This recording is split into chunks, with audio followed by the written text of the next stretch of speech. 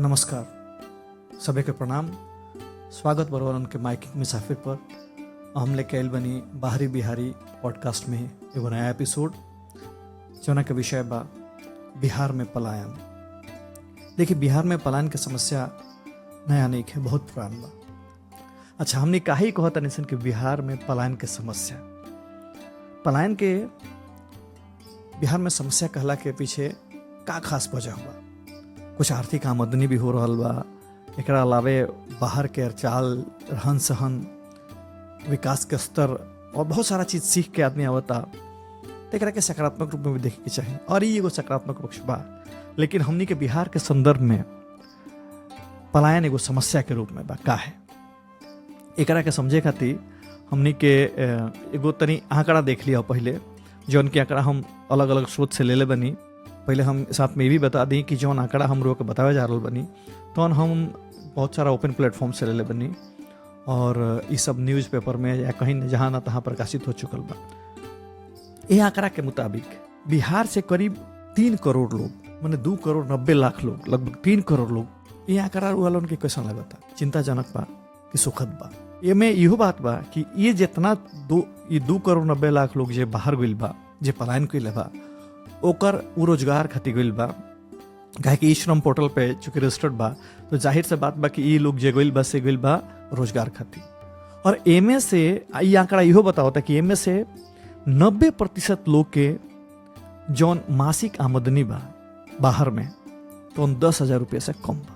अगर 2.5 करोड़, 2.25 करोड़ लोग 10,000 रुपये से कम मासिक आमदनी खातिर आपन जमीन, आपन घर, आपन समाज, आपन परिवार छोड़ के बाहर कहीं जाता, ई सकारात्मक बा, ई सुखद बा कि चिंता के विषय बा। हम ए पर देखिए, एक हम राजनीतिक पहलू पर बात ना करें, एक हम ए पर का कइल जा सकता व्यक्तिगत और सामुदायिक स्तर पर हम ए पर बात करें। एक हमने देखल जाए सामाजिक पहलू, एक पारिवारिक पहलू, एक व्यक्तिगत और मानसिक पहलू, और ये देखल जाए कि एकरा खातिर कुछ लोग बा जे समाज में एकरा खातिर प्रयास भी कर रहल बा, बहुत सारा पहल हो रहल बा, ऊपर भी बात कइल जाई और हमने जाने की कोशिश कइल जाई कि एकर निदान का हो सकता।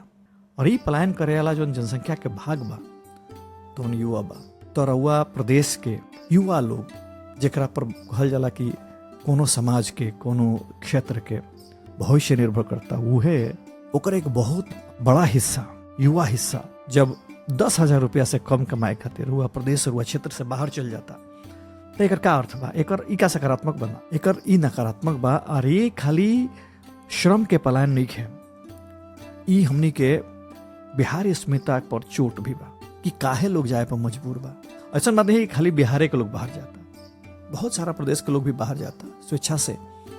हमनी यहाँ के लोग भी बहुत सारा लोग, बिहार के लोग भी बहुत सारा लोग स्वेच्छा से बाहर जाता, उमें कोनो बुराई नहीं है, वो जाए के चाहिए, सबका हक बा, सबका अधिकार बा। देश प्रदेश कहीं भी देश में जहाँ भी ओकर उचित रोजगार, ओकरा स्किल के जहाँ पर उचित भरपाई हो रहा बा, वो जा सकता। लेकिन अगर केहू मजबूरी में जाता, मान ली बाहर जाके 10,000 रुपया भी नहीं कमा पाओ, तो ये सकारात्मक पहलू नहीं है। ये जो जनसंख्या के महत्वपूर्ण भाग बाहर जाता, ये कोनो अनपढ़ गवार नहीं है, इनमें पढ़ल लिखल ग्रेजुएट लोग भी बा, उ लोग भी मजबूर भाई करे पर। एकर कारण बा कि स्थानीय स्तर पर रोजगार नहीं है मिलत। हमने सब जानता नहीं कि बिहार जौन बा तो मुख्यतः कृषि प्रधान राज्य बा और एमें इंडस्ट्री के अभाव बा, जेकरा चलते वह तरीका के रोजगार के अवसर नहीं है सृजित भइल।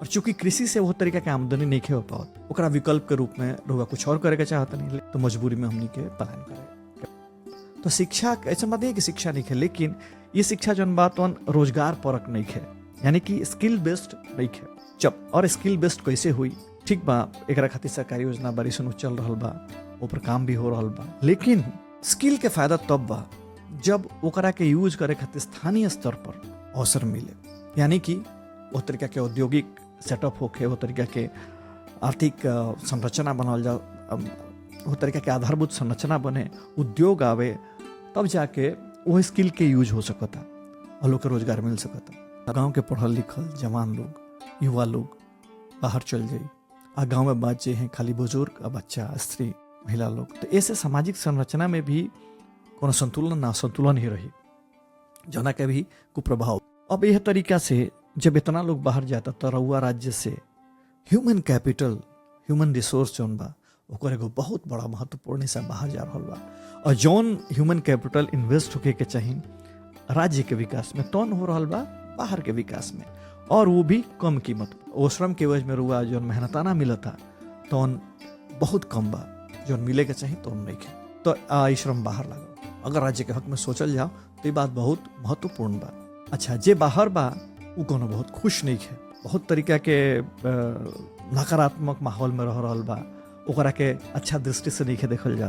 बहुत सारा एकर वहाँ के परिवेश में, वहाँ के चाल चलन ढंग से वो अलग अपना के महसूस करता है। एकरा चक्कर में फिर वो अकेलापन के शिकार होता, अवसाद के शिकार होता, उस तरीका के मेहनताना नहीं मिल पात, ओकर काम नहीं चल पात, ना ओकर आर्थिक काम चलता और सामाजिक और पारिवारिक रूप से तो अलग बढ़ले बा, तो वो भी मानसिक अवसाद के शिकार बा। और एकर ओकरा स्वास्थ्य, ओकरा शारीरिक स्वास्थ्य पर, ओकरा मानसिक स्वास्थ्य पर एकर बहुत बड़ा नकारात्मक प्रभाव। बाहर लोग अच्छा रहन सहन, अपना जीवन स्तर उच्च करे खातिर, आजीविका खातिर जाला।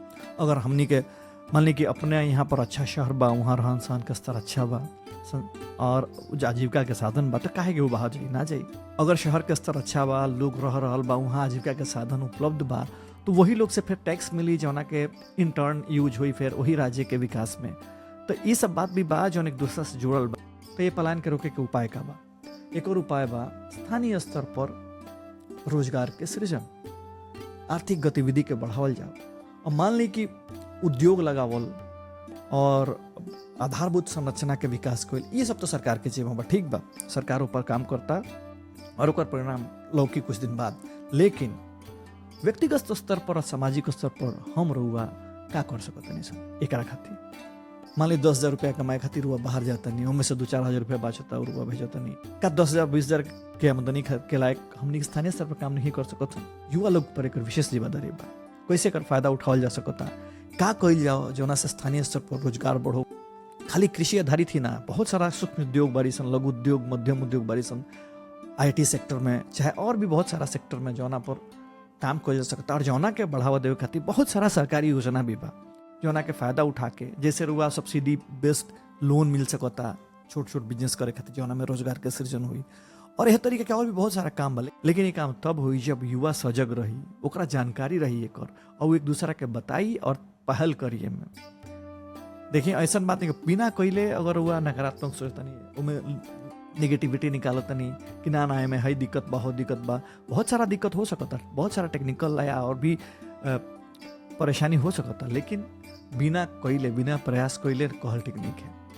युवा के बहुत बड़ा जिम्मेदारी बा। आज ना इतिहास से लेके आज तक और आवे वाला भविष्य में जब ले युवा ना आगे बढ़ी है, अपन जिम्मेदारी ना समझी, तब ले बात रही।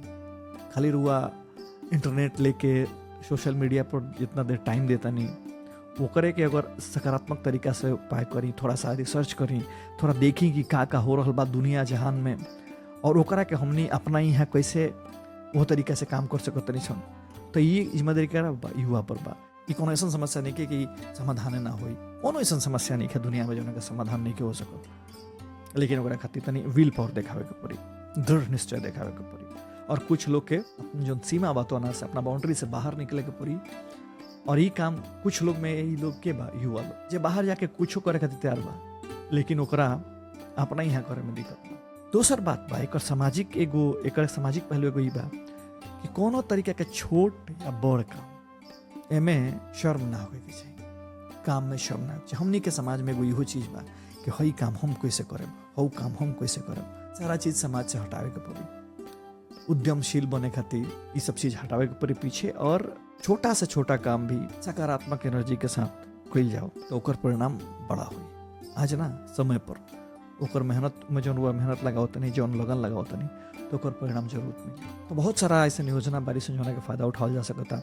हमको कुछ दिन पहले हम पढ़ले रहनी एगो अपना यहाँ के टेक इनोवेटर मारे के अनिमेश प्रियदर्शन इनस्टेट वैल्यूएशन कोनो प्रोग्राम चलावता रहे। इनस्टेट वैल्यू बहुत जबरदस्त प्रोग्राम भाई, और एकर फायदा ही बा कि स्थानीय स्तर पर जौन संसाधन मतलब के बेहतर बनावल जाओ, उनमें वैल्यू एडिशन कइल जाओ, और जौन हमने यहाँ के प्रतिभा बा, स्थानीय प्रतिभा बा, स्थानीय संसाधन बा, चाहे मानव संसाधन हो के चाहे और जौन भी प्राकृतिक संसाधन जौन भी संसाधन में तना के बेहतर कल जाओ ताकि ओकर बेहतर आउटपुट मिले और ओकरा के री इन्वेस्ट करके और हमने के आर्थिक अवसर अलग अलग तरीका के आर्थिक अवसर बना जाओ। बहुत ज़बरदस्त बा। यह तरीका के बारे में पता होके चाहिए, संपर्क करे की कोशिश करे के चाहिए और उसे ओकर कहाँ फ़ायदा उठा सकता नहीं से हमने ये सब देखे के चाहिए। ये के कर सकता, युवा कर सकता जेकर पहुँच बा खातिर एमे ओकर विशेष भूमिका बा और ओकर जिम्मेदारी भी बा कि रुआ अपना स्थानीय स्तर पर अगर अकेले ना होके तो समुदाय बना, सामुदायिक स्तर पर टीम बनाई, 8-10 गो अपना जैसा लोग के जोड़ी। सामाजिक और आर्थिक विकास के बहुत सारा योजना बा और होई सरकार के जौना के लाभ उठावल जा सकता और बिना ये सोचले कि हमें बहुत कठिनाई बा, परेशानी बा, रुआ पहले प्रयास करी, जोड़े की कोशिश करी। इंटरनेट के ज़माना बा, एमे ऐसा बात नहीं कि रुआ सफलता ना मिले, हम नहीं मान सकती बात, बिना प्रयास के बात कहल ठीक नहीं है। तो रुआ रोजगार के अवसर से स्थानीय स्तर पर कर सकतनी और उमें फायदा भी बा और उमें विकास के अवसर भी बा। तो जौन अगर ये हमने करम सन तो जौन बाहर थोड़ा बहुत पैसा कमाए खातिर एगो बड़ा कष्टपूर्ण लाइफ जीवन हमने भीड़ भाड़ वाला शहर में जियतनी सन, वह से निजात तुम्हें मिल सकता। बस शुभकामना बा, उम्मीद बा कि कुछ लोग कैसे फायदा हुई और हमने पर काम करम सन। हम हमेशा उपलब्ध बनी रुआ हमारा मैसेज के माध्यम से राय दी, बताई, यह विषय पर भी हमने बात कल जा सकता और कुछ विषय बताएं और कुछ टॉपिक बताएं जो पे हम काम करें, एपिसोड बनाई। अभी हम शुरुआती स्तर पे बानी तो जौन हमारा विवादास्पद टॉपिक नहीं है बुझा, जौन सीधा सीधा टॉपिक बा हम उठा रहा बनी और हम कोनो में राजनीतिक टॉपिक कोनो विवादास्पद चीज़ नहीं खिलावे के चाहत। तो वो तरीका के टॉपिक के सुझाव भी रुआ हमरा के दे सकते हैं इन लोगों अपना मैसेज के माध्यम से और तनी एक के सराहल जाओ, एक सपोर्ट कल जाओ चैनल के कि हमारा मनोबल मिलो और हम और काम करी, टॉपिक के सुझाव जाओ। बहुत बहुत शुभकामना आप लोगों के दिन शुभ हो, भविष्य शुभ हो। धन्यवाद, प्रणाम। फिर मिल जी अगला एपिसोड में। जय हिंद, जय बिहार।